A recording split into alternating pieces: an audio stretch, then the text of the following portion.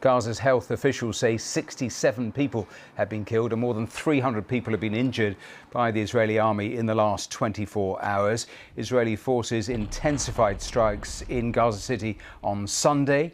Airstrikes were also reported on tents, homes and the Farabi school.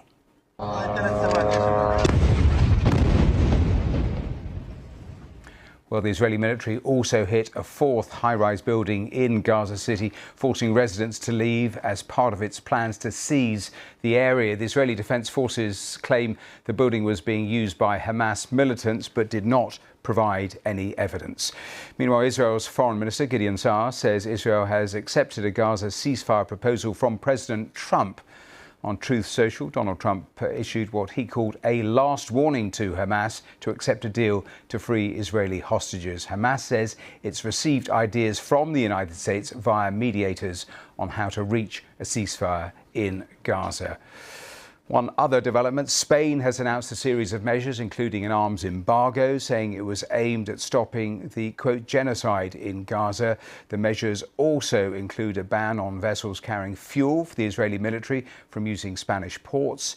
Israel has banned Spain's deputy prime minister from entering the country. Spain has said it strongly rejects Israel's anti-Semitism accusations, saying they were false, and has summoned its ambassador in Tel Aviv for consultations. So let's go back to Jerusalem and back to Wirra. Let's take it in stages, Wirra. In terms of those discussions, what is being said about a possible ceasefire, where are we?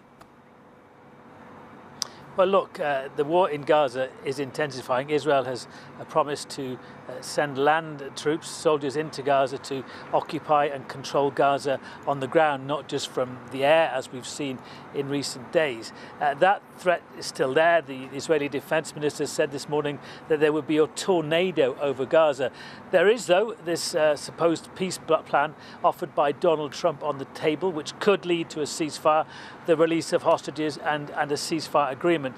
Now, according to many sources, Israel says it's agreed to the terms of the ceasefire, but those terms certainly seem to have been drawn up more in Israel's favour. It calls, for example, for the release of all of the hostages at once, and it doesn't appear to give any guarantees about a long-term end to the war. What Hamas wanted was a staged release of hostages in return for a ceasefire and talks about a lasting peace. So there's still a gap between the two sides. Whether the Israelis will say we've now agreed to this Trump plan, it's up to Hamas to show they might agree to it as well. We just don't know. In the meantime, that war on Gaza is intensifying, particularly in and around